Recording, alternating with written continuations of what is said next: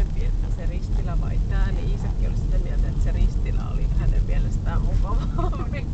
Niin.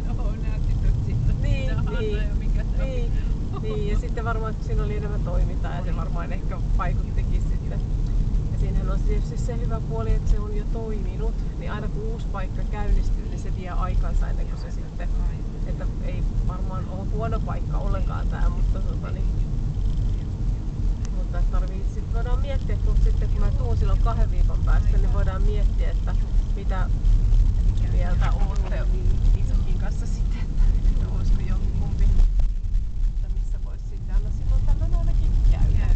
Kyllä on, tuolla on nyt sininen, ei tuolla on niin autoja, hei, tässä bensataankin lähellä. Että silleen niin kuin matkallisesti nämä on varmaan aika sama niin kuin matka, ettei se hirveän paljon pidemmällä, että vaikka se onkin Tampereen puolella, mutta että niin kuin matkana ei hirveän paljon ole pidempi kyllä.